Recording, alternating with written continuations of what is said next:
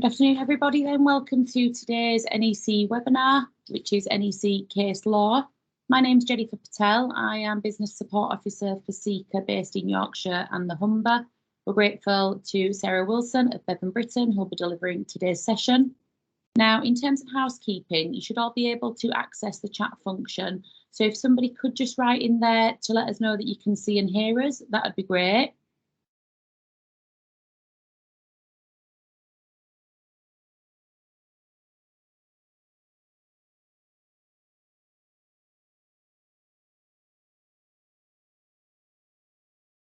Perfect, thank you very much. So we know that you can see and hear us. That's a good start. Now, as always, a copy of the slides will be emailed to you after today's session. And because today's session will be getting recorded, the recording will be uploaded to our YouTube channel after the webinar's finished. So I'll attach a link to the YouTube channel as well in the email that I send out to you with the slides on. So if you want to share that with your colleagues, then please feel free. Now, if you require a certificate for CPD, then just drop me an email after today's session and I can send a certificate over to yourselves. And lastly, if you've got any questions for Sarah, then she'll be more than happy to answer these at the end of the session. So if you want to add them into the chat as we go, and then we can ask those to Sarah at the end. So without further ado, I'm delighted to hand over to Sarah for today's session. Thank you. Hello everyone, thanks Jen. So today we're looking at NEC case law. So if we have the next slide, please, Jen. I think we can maybe, so we can skip over that bit. Right, so the NEC form of contract, still a fairly young contract, even though it's 30 years old now. The case law is gradually increasing, but there's not a huge amount of it. And as it says here, much of it's from Scotland and Northern Ireland. It's persuasive, but it's not binding on the courts in England and Wales.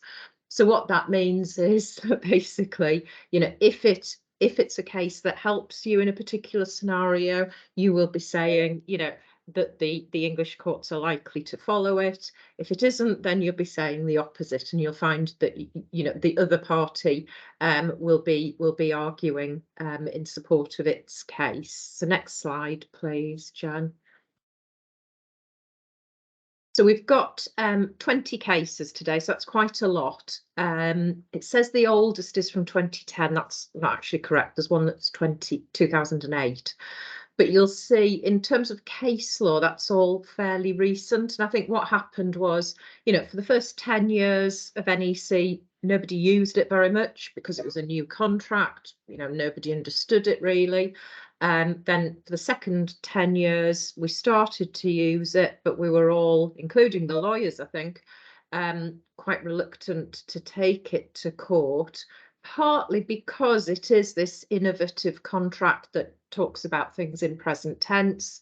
It's fairly succinct. So that means from a lawyer's perspective that, it sometimes tells you what you do in a certain situation, but it doesn't tell you what you then do if another party hasn't done something that they should do. So there are arguably a few gaps in it.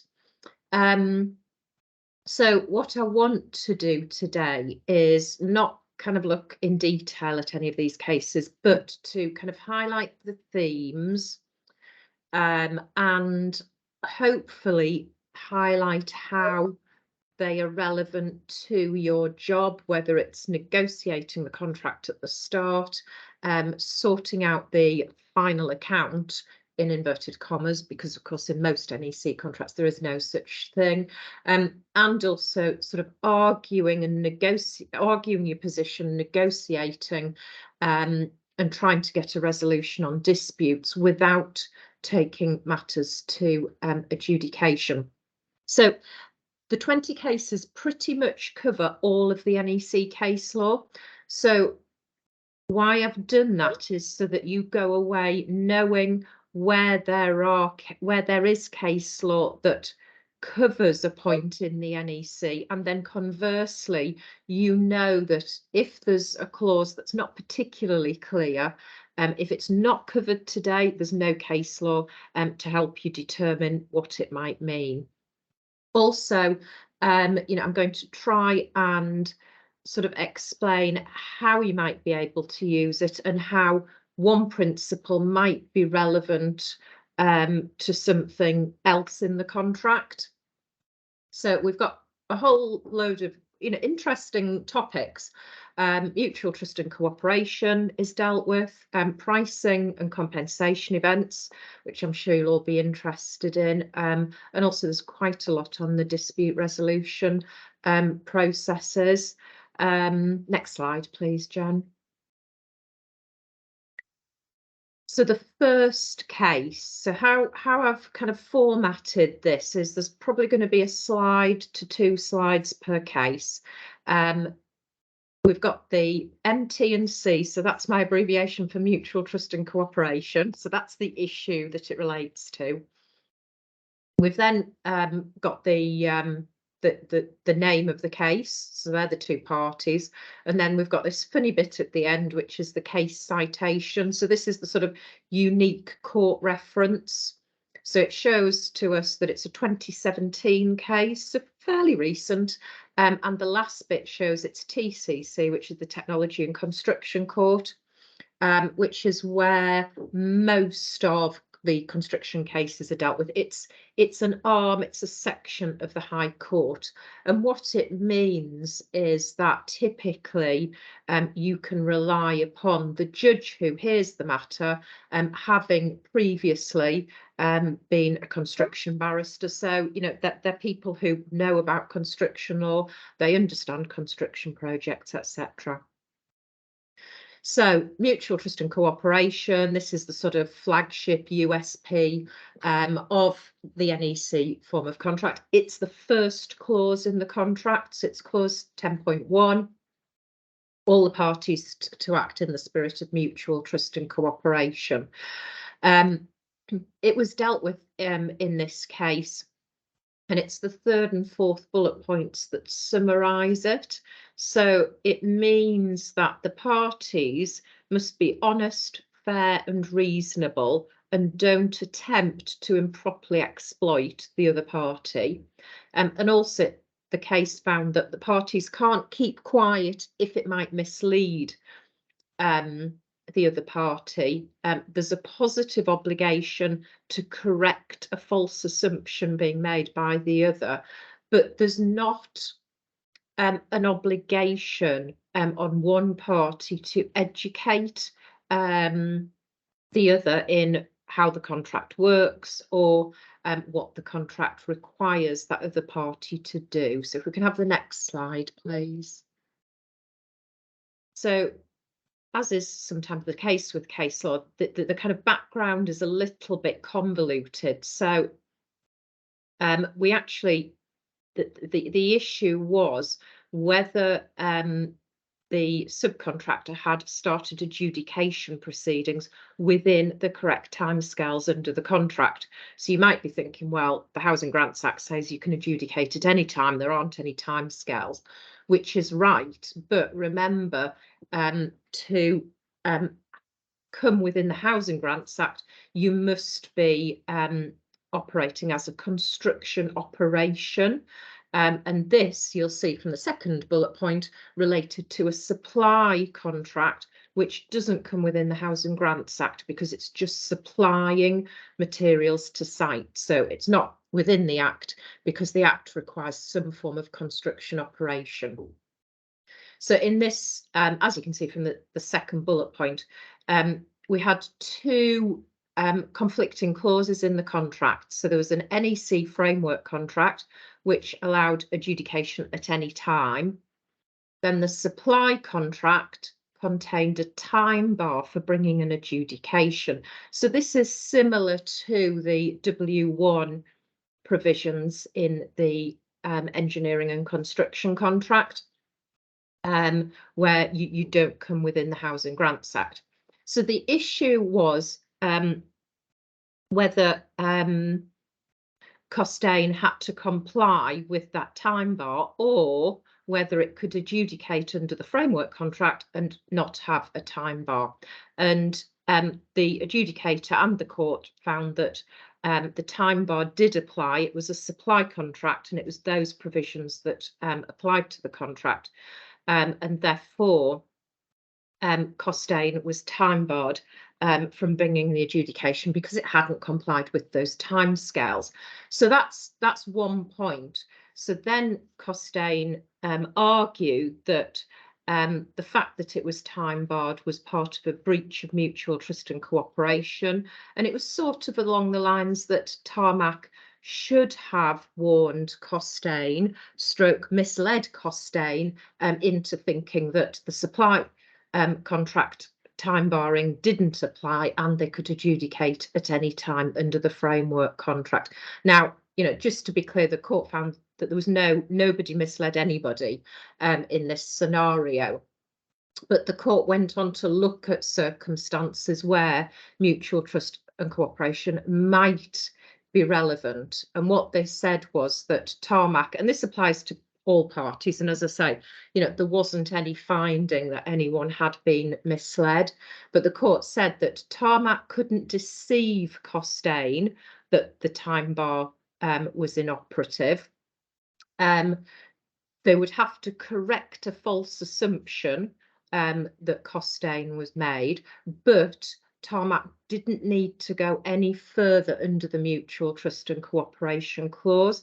So they didn't need to say, oh, by the way, you do know that one contract is time barred, and that's the contract that applies. So you need to adjudicate within those timescales. So I think the key principle here is that relying on an argument that the other party is in breach of the mutual trust and cooperation clause is going to be limited to a fairly discrete scenario. Having said that, since this case, so in the last 6 years, I've probably argued it probably 3 or 4 times where, there've been circumstances where we've thought that the project manager hasn't been completely straightforward. So, it is worth considering. Bear it in mind. Only use it in this scenario where there has been some deception or, failure to correct a false assumption, because it is an effective argument to use if you can use it in those circumstances, because nobody likes to be, called out and, told, you're in breach of the most important clause in this contract. So do use it. But what I would say is, use it cautiously, because what you can find is if you just use it for any argument, it just starts to look as if you've got no real valid argument, and it's kind of sometimes regarded as a sign of desperation. So as I say, use it. It is surprising, the circumstances that come up where you can legitimately use it, but do not overuse it. Don't just chuck it in to any claim in the hope that it may help, because as I say, it just does not help your position. Next slide, please. So the next case is a procurement matter, Henry Brothers and the Department for Education for Northern Ireland. So Northern Ireland case, so persuasive, and this one actually goes back to 2008. And I've put this one in because it shows how often parties misunderstand the pricing mechanisms in NEC, and also because, again, I've used this successfully on at least 2 or 3 occasions where procurement challenges have been made.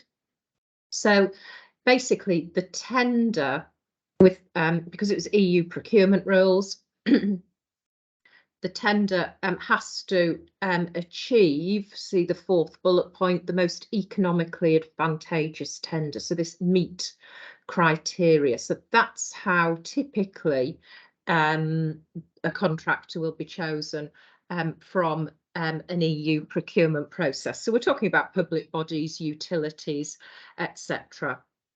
So what the tender required for this particular piece of work, and as you can see from the first bullet point, it was, 550 to 650 million pound contract. So, a decent contract in value. What they judged the economic value of this contract by was the fee percentage. So that was the only thing it considered. And of course, you'll know that fee percentage is basically overhead, profit, few of the little bits and pieces. Henry Brothers were upset because they weren't awarded the contract and therefore took the matter to court and said, this meet criteria was ridiculous because you couldn't assess the most economically advantageous tender by just looking at a fee percentage.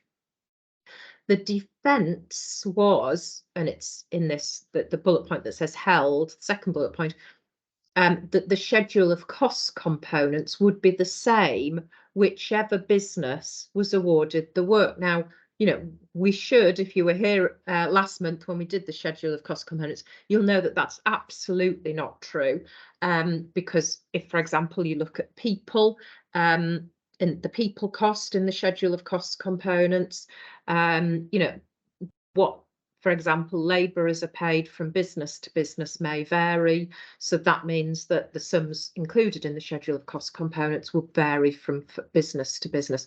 So the court said, actually, this does not meet the meet criteria, and therefore it had to be re-procured. A new procurement process had to be started.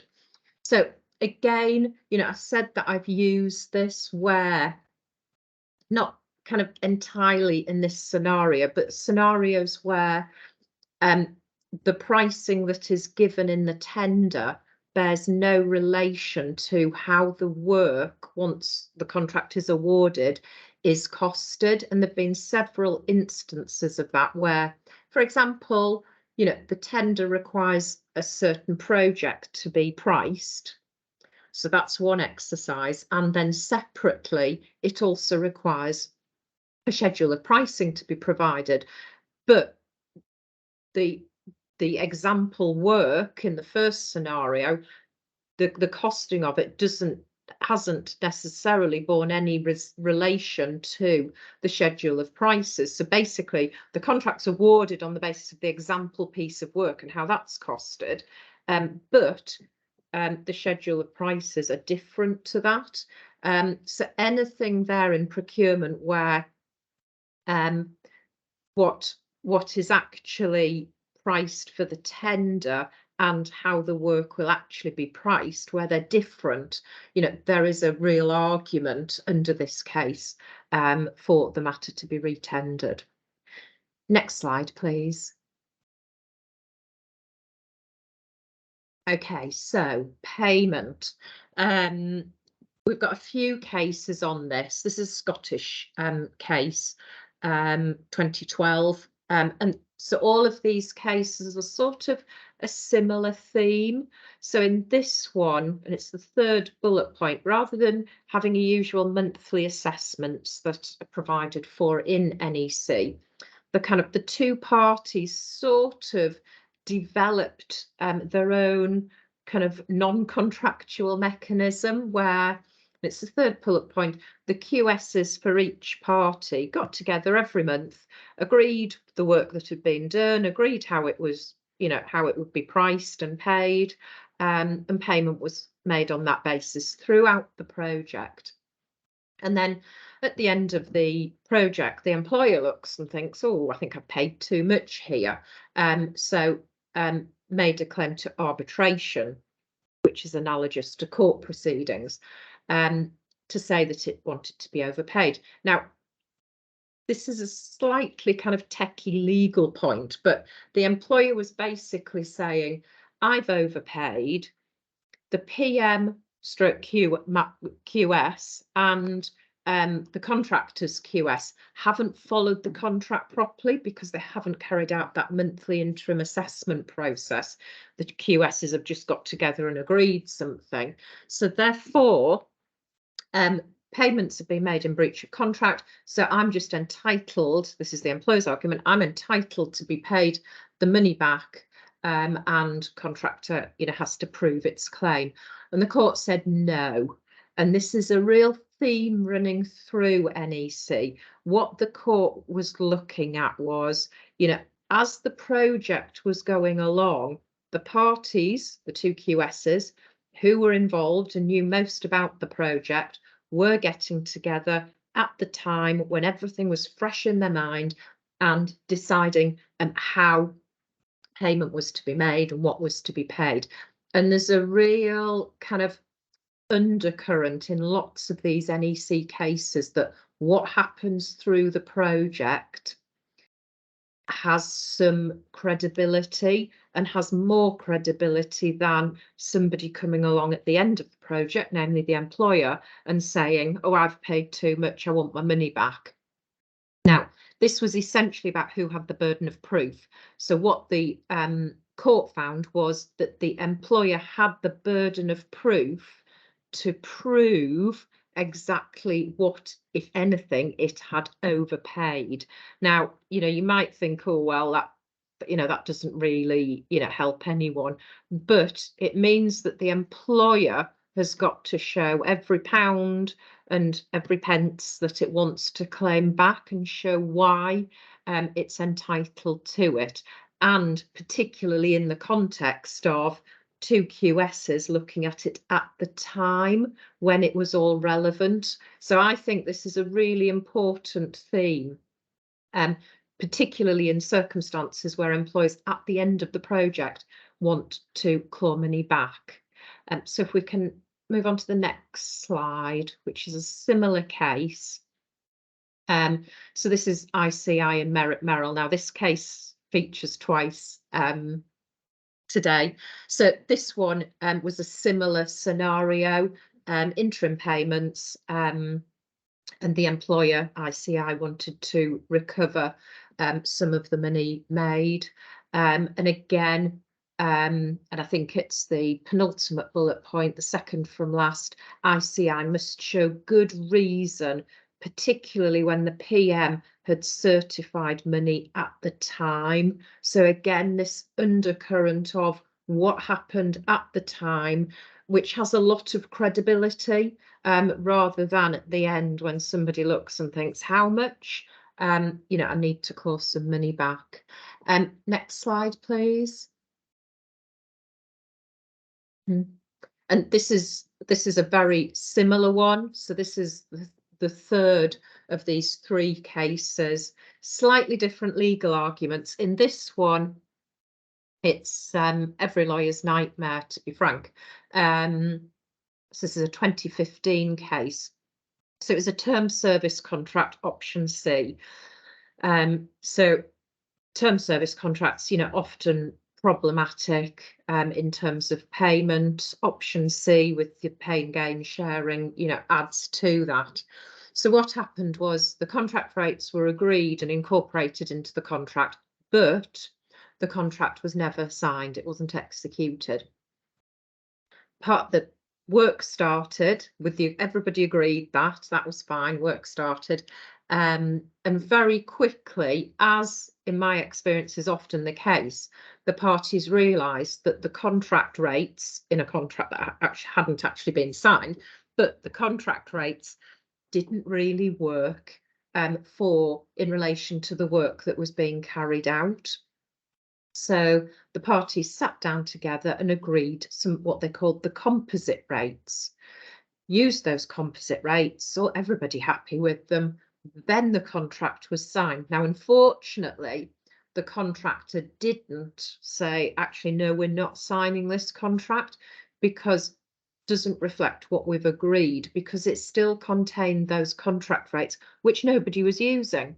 So ideally, in an ideal situation, contractor would have said, no, we're not signing that. It doesn't represent the agreement. What we need to do is remove the contract rates, put in the composite rates. That didn't happen.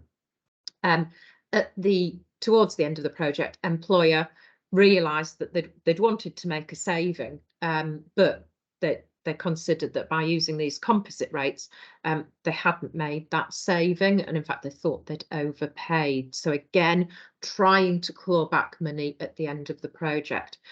Now this was based on an estoppel argument, but it was on a similar basis to the other, or similar logic to the other cases. Both parties had engaged and used a different mechanism than the one in the contract, and therefore the court was saying it's really difficult now, you know, months later, to then start to say, oh, actually, you know, I don't want to operate on that basis. So I think the key thing here, and I often get contractor and subcontractor clients saying to me, well, you know, I've done it this way throughout the contract. It's not enough to say I've done it this way and it doesn't comply with the contract.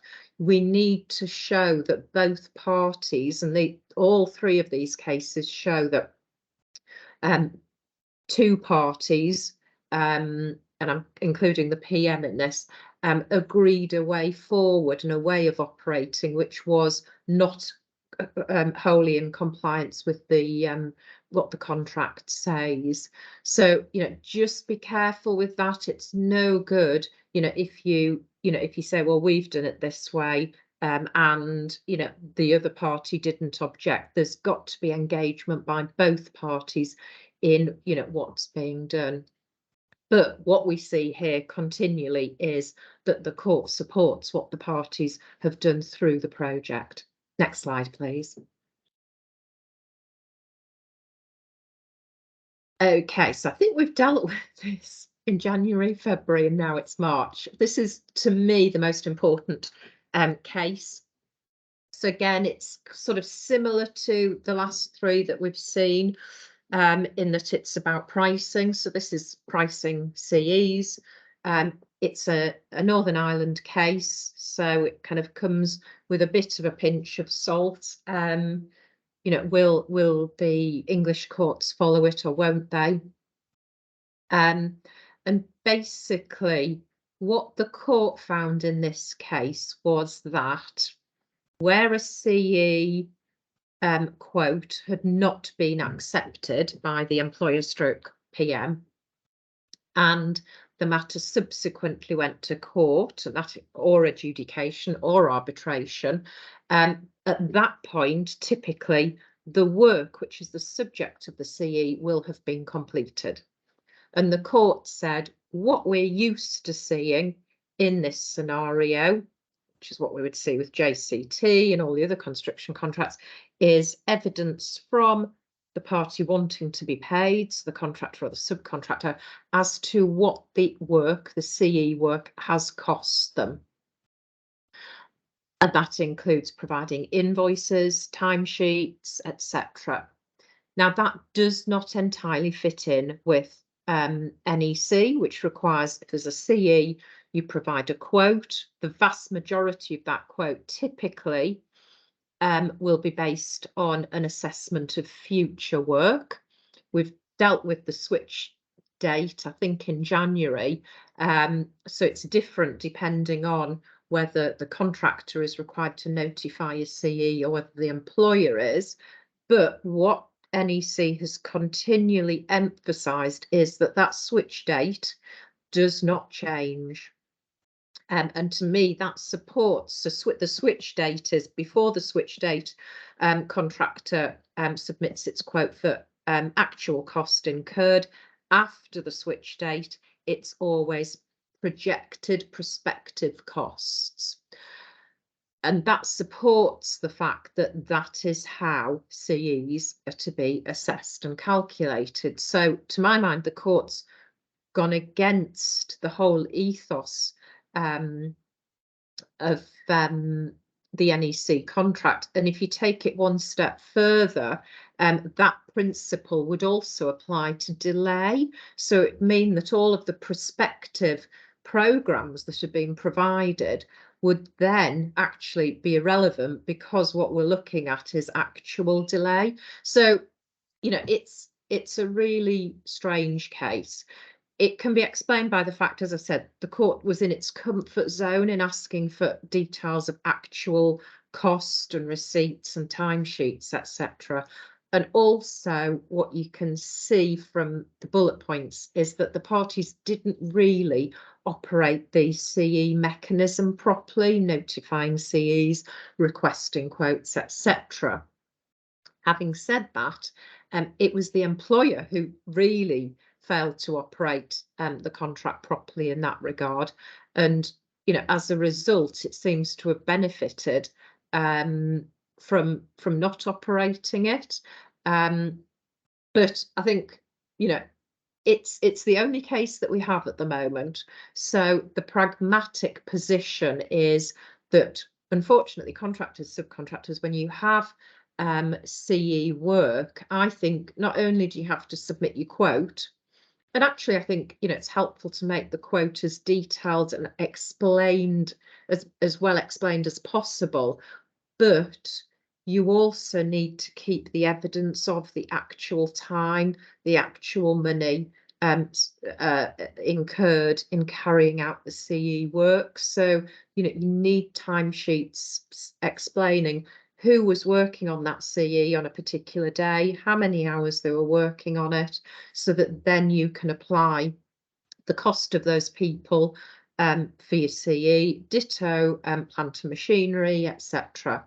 So, you know, I agree that's pretty onerous, but equally, if you don't have that information, and this is where, you know, it comes in with regard to you negotiating with the paying party, if you haven't got that documentation, then you might find that the paying party just says to you by way, well, we're not negotiating, because, you know, you are not going to get anywhere in adjudication when all you have is your quote. Because you've got nothing to back it up in real cost, you can't comply with this case, and therefore we don't think you would be awarded anything at adjudication. Now, I would like to think an adjudicator would award something, but of course you're not going to maximise your claim, and there is a risk that without any substantiation, an adjudicator might not award something. So I appreciate you will not be preparing for adjudications. You'll probably get your lawyers to do that, but being able to show your employer, the paying party, that you have all of that backup will help in your negotiations to try and settle matters before they get to dispute stage. Next slide, please. Payless notices. This really just confirms what we know already about payless notices. 2022 case.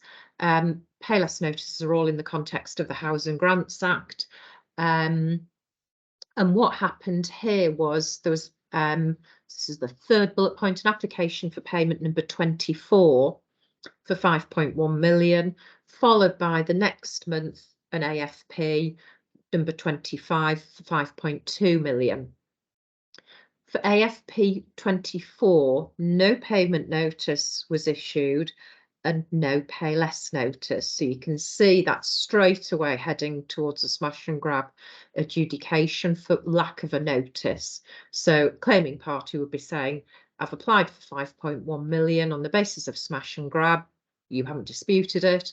I'm entitled to be paid for it. For the application 25 for 5.2 million, the paying party, the contractor in this case, issued a payment certificate and also a pay less notice. Now, the pay less notice was issued on the day before the pay less notice was due in regard to application for payment number 24. So what the paying party argued for application 24, no smash and grab, because there was a pay less notice that was submitted within time. The court looked at it and said, yes, there was a notice that was submitted within time, but if you look at the payment, the pay less notice, it is marked AFP 25. So that looks like it's regarding AFP 25, not 24. And if you look at the detail of the pay less notice, it talks about the £5.2 million claim, i.e. application for payment 25, not application for payment 24. So the court said, no, there was no pay less notice for that application for payment 24. It was clearly relating to 25, and you can't do a sort of, mix and match. I'll submit various notices and, just say they apply to whichever one suits me at the time. So paying parties need to be really careful. It's common knowledge that all of applications for payment, all of these notices should need to be clearly marked, so it's clear what they relate to. There's plenty of opportunity, even if an application for payment is submitted, if you don't think it's valid as the paying party, there's plenty of opportunity to say, we don't think this is valid. We are submitting this payment certificate, payment notice or pay less notice without prejudice to our position that it's not valid. That's the safer thing to do than simply ignore it. So in this case, the adjudicator said that the court said that the pay less notice wasn't a valid pay less notice with regard to AFP 24. Next slide, please. Next slide, please.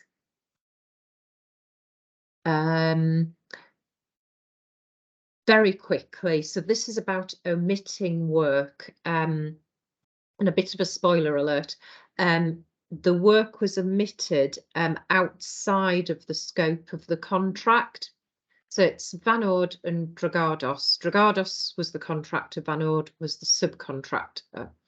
And the subcontract allowed Dragados to omit Van Ord's work if work was omitted up the chain in Dragados's contract with its employer. So that was all fine. But what Dragados did instead with regard to the subcontract was omit work, even though it hadn't been omitted in the main, in the main contract, the contract up the chain.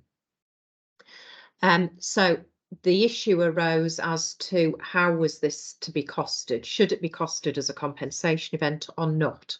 And the court said, well, the omission of the work by Dragados was in breach of contract. There was nothing in the contract that allowed them to remove this work. Now, this might have been on the basis that the reason that it was removed was that unknown to Van Ord, two other of Dragados's subcontractors had it was soft dredging works in their scope, and that was the work that had to be omitted from Van Ord's subcontract.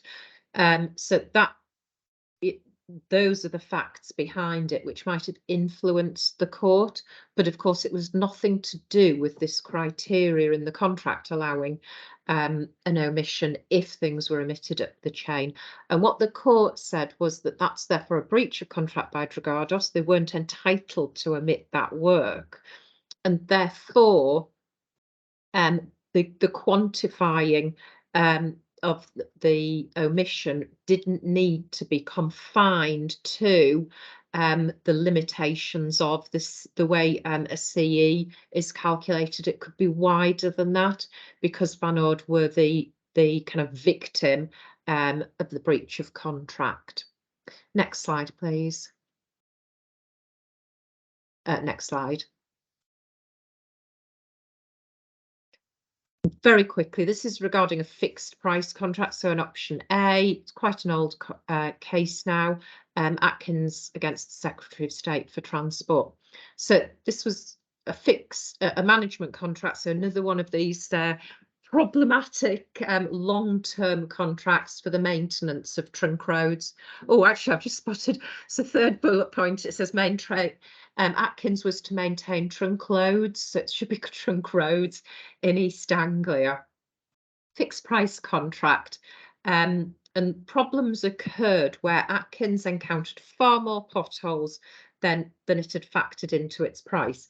Unfortunately, it was a fixed price contract. And as we know, if you've got a fixed price contract, you're taking certain risks. And the court said that it didn't matter that Atkins had encountered more. The fact was it was a fixed price contract, so they were obliged to remedy those potholes within the fixed price, and it wasn't a compensation event under the physical conditions. Now, I think a good way, that one of the things that the court looked at, and I think this is a good sort of test, what the court said was how would we quantify this if we decided it was a compensation event? And basically, it's impossible to quantify because the contract didn't say, you know, this is a fixed price for remedying 2,000 potholes. It didn't quantify the number of potholes or the volume of material to be used in remedying them. It just said remedying potholes. So the court said this is impossible to quantify because clearly some potholes were included in the contract. It was a fixed price and therefore all the potholes were included. So just be careful because, you know, as I previously alluded to, these long-term contracts and their pricing mechanisms, in my experience, are often cause for quite costly disputes. Next slide, please. Right, we'll skip over this one. Next slide, please. Right, so 2019 case. This is relating to the target costs. So in this case, it was an option C, so one of these pay and gain sharing contracts, but it also applies to option D. Now, if you read this, initially you might think, well, why is this relevant to NEC? Because it was a joint venture agreement, that's JVA, but it was based very, very heavily upon the NEC option C contract. The clause relating to the pay and gain says that the pay and gain allocation or distribution, you know, so whether, you know, if there's a gain, you know, it might be shared 50-50 between the parties, or if there's a loss, then again it might be shared in certain proportions between the parties. When that is determined is stated in the contract to be at completion on a provisional basis, so not before completion. In this instance, Interserve wanted to stop paying Doosan because they could see that they were they were already in a pain situation, but they hadn't reached completion, and they went to court, and the court said no, the contract says you've got to keep paying until you get to completion, and it's only then that you have a reconciliation. And if you're in a pain situation, then, you know, the chances are the party who has been paid has been overpaid, and some of it will have to be paid back. Now, I think this is important because I think what we might start to see is employers changing this part of the contract where they're using options C and D to require a reconciliation at earlier stages through the project. So I think it's just to be aware of for contractors and subcontractors, so that you can look out for such an amendment in the Z clauses and be aware of it, and either, you know, use before you actually sign the contract, get it negotiated out, or just so that you're forewarned that will happen if the contract gets into a pain situation. Next slide, please. And the next slide, please. So this case is about defects, 2020 case, bit of an unfortunate one. And I think the moral of the story here, I suppose for employers and contractors in a subcontract, is just be really careful with your scope of work or your works information, depending on which NEC contract you're working on. In this case, you can see from the third bullet point, there was a £6 million claim for defects, and the final bullet point shows that the council, Blackpool Council, were only awarded 1.1 million, and it was basically down to problems in not being able to show that the scope stroke the works information had strict design life obligations. So, you know, it's a lesson to both parties. You know, contractors alike, you know, if you can't build to certain design lives, you know, you need to get those negotiated out of the scope stroke works information. Next slide, please.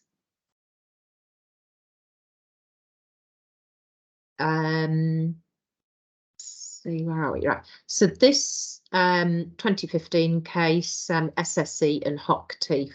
So this is an sort of an insurance case. So it's an old NEC contract, NEC 2. So the work carried out was partly related to the construction of a tunnel, which unfortunately collapsed. And a claim was made under the contractor's all risk policy, which was in joint names. So ordinarily in a construction contract, you know, that claim would just proceed. Both parties would liaise with the insurers and eventually the claim would be paid. So the contractor's cash flow wouldn't be impacted as such. However, 6 bullet point down, NEC contains a clause at 83.1 that states that each party bears the risk of its own negligence. So what happened here was that the employer started proceedings against the contractor on the basis the contractor had been negligent, which is what had caused the tunnel to collapse. Contractor said, you can't sue us, we've got insurance, it's a joint names policy. And the court said, well, actually this clause 83.1 says that yes, contractor can be sued because each party bears the risk of its own negligence. And it might be that insurance pays out later, but actually you contractor, you know, have to bear that cost in the meantime. So I think the point here is that, you know, in an ideal world, if you're a contractor or a subcontractor under a subcontract, you would want to amend that clause so that it is only relevant where insurance, you know, insurance money has already been paid, just to prevent cash flow problems. Because of course, at the end of the day, you know, that's why, you know, contractors have insurance. Okay, it benefits the contractor in terms of cash flow and, you know, covering them for claims, but it also benefits the employer in that it, you know, it knows that it's not going to have to pursue the contractor and potentially put it into liquidation because the insurer will pick up the claim. Next slide, please. Right, so pretty much all of the rest of the cases relate to dispute resolution. So there's a couple here that relate to the requirement to adjudicate before a party goes to court or arbitration. So that's clause 93.1 of the NEC contract. So this was about whether it fetters the right to refer a dispute to adjudication at any time, because that's what the Construction Act, the Housing Grants Act requires. And the court said, no, you can adjudicate at any time. You cannot start court proceedings or arbitration proceedings at any time. You can only start them after you've adjudicated. Next slide, please. Now, that doesn't mean that you can't agree between two parties, you know, okay, we agree we don't want to adjudicate, we want to go straight to court or arbitration, but without an agreement, you've got to adjudicate first. Similar principle on this one. Final bullet point, what the court did say is one exception to this rule is if you were needing to start court proceedings to protect limitation period. So the limitation period typically is 6 years, 12 years from completion if the contract's signed under a deed. If it's not signed as a deed and it's just a simple contract, then it's 6 years from completion. So in that scenario, you would start proceedings, so you'd file the papers at court, and then you would stay or suspend the court proceedings and move on to adjudication, get your adjudicator's award, and then you could take up the court proceedings or not, if you didn't need to. Next slide, please. And then this case, 2021 case, similar point, but in this one, one of the parties argued that actually we can't possibly adjudicate this matter. It's far too complicated. It's a huge value, and the court said, no, actually, nothing is too big or too complicated to be dealt with in adjudication. Next slide, please. Notice of dissatisfaction. So this is a 2022 case. So again, it relates to adjudication. So what happens is you adjudicate, you get your adjudicator's award or decision, and typically that will require one party to pay the other some money. If either party is unhappy with the adjudicator's award, the adjudicator's decision, what the NEC contract says is within 28 days of that decision, if you're unhappy, you've got to serve on the other party what's called a notice of dissatisfaction. Now, it's not complicated, the notice of dissatisfaction, we'll come back to that.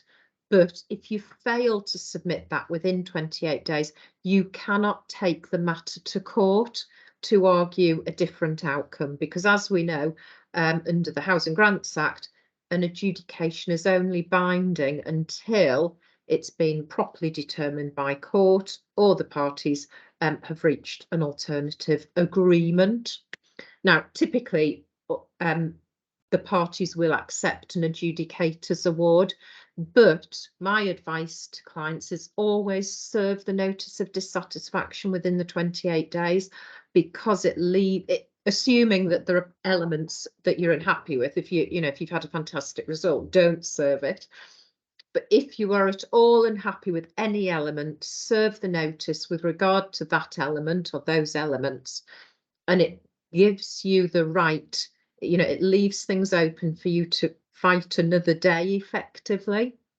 And what the court said in this case is that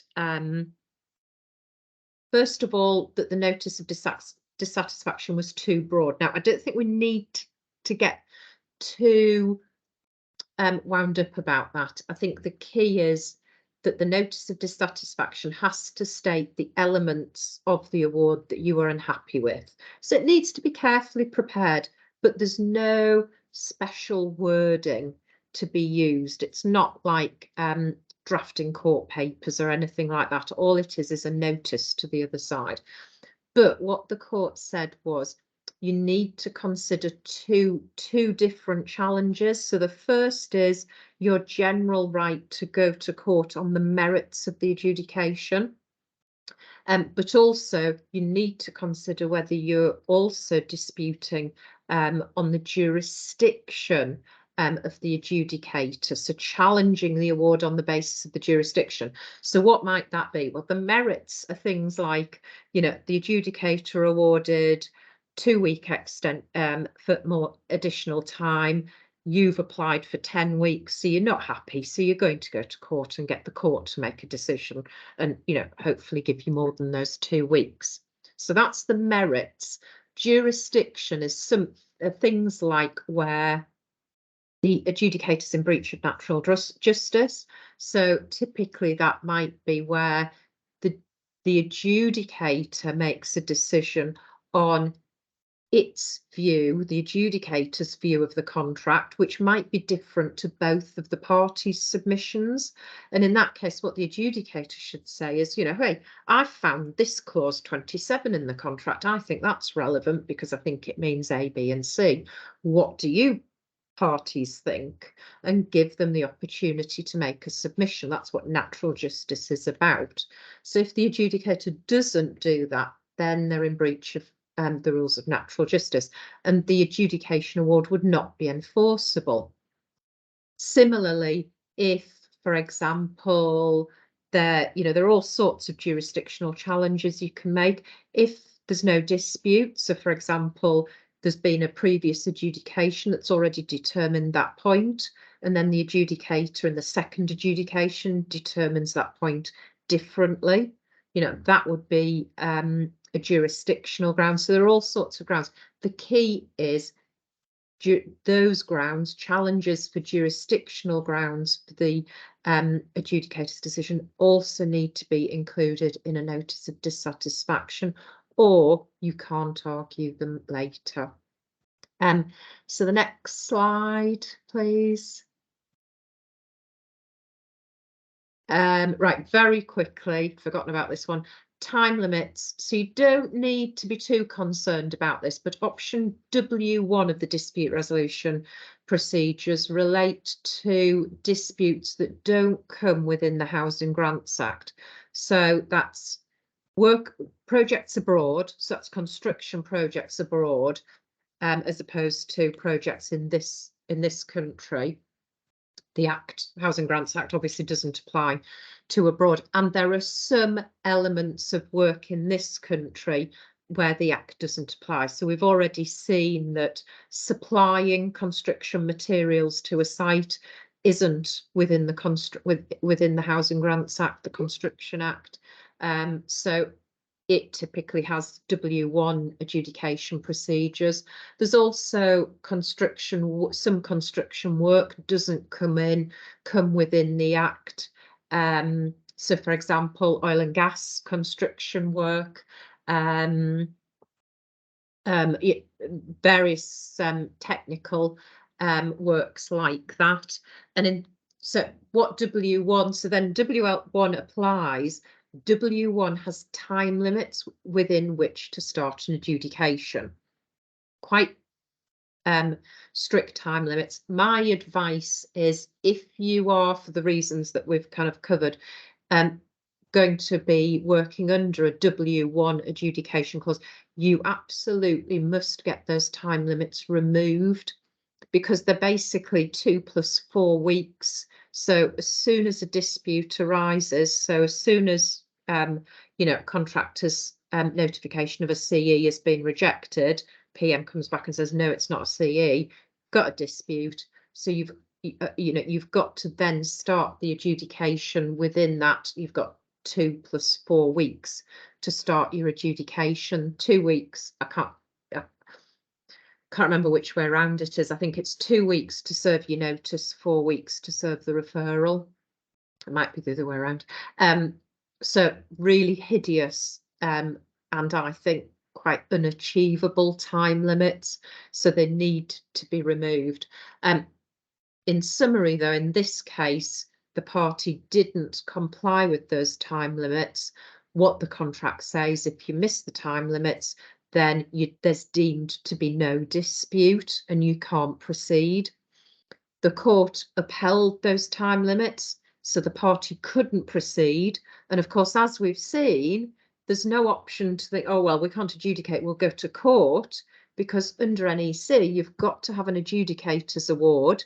You've got to adjudicate first before you can go to court. So just be really careful about that.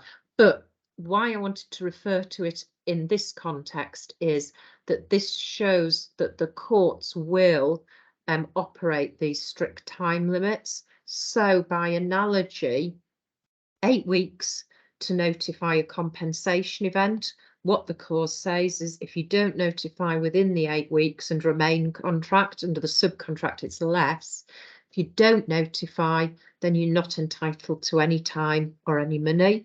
So this case shows that the courts will uphold these clauses.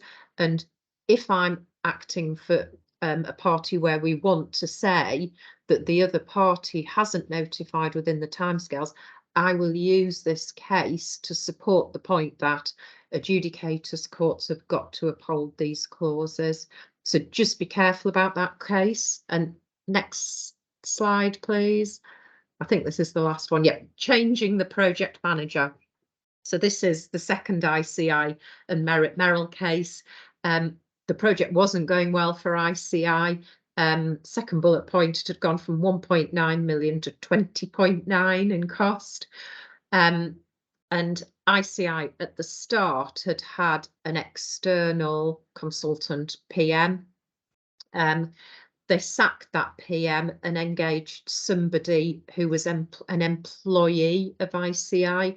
The court said, no, you can't do that.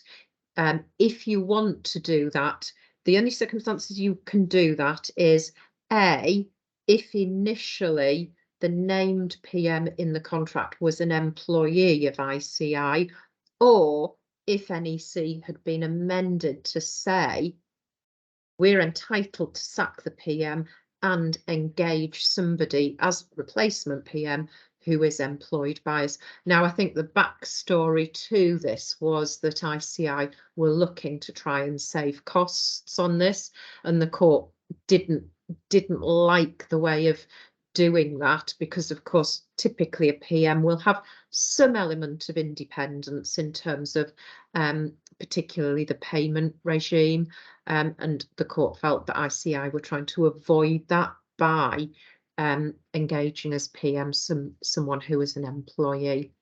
And also finally note the Costain v Bechtel case 2005, one of the earliest NEC cases, where the court said that there is a duty on the PM to act impartially when it's making its interim assessments. So I think that's everything. If we can just move on to the next slide. Yes. So happy to answer any questions as always. By my standards, I've done reasonably well just to overrun by a few minutes. My email address is on the, I think the final slide. So happy for you to email me with any questions. Yeah, there it is. But happy to answer any now if people have got time. There's no questions that have come in on the chat, Sarah. So I'll assume that that means that there is no questions. But like Sarah's just mentioned, guys, you do have her email address. But thank you very much. Another really good webinar, and thank you everyone for attending today's session. Our next webinar is construction case law, and that is scheduled for Tuesday the 25th of April at the same time. So hopefully if you haven't already registered, you will do. We'll see you for that one as well. So yeah, that's it for today. But thank you so much, Sarah. Thanks a lot. Bye. Cheers. Bye-bye.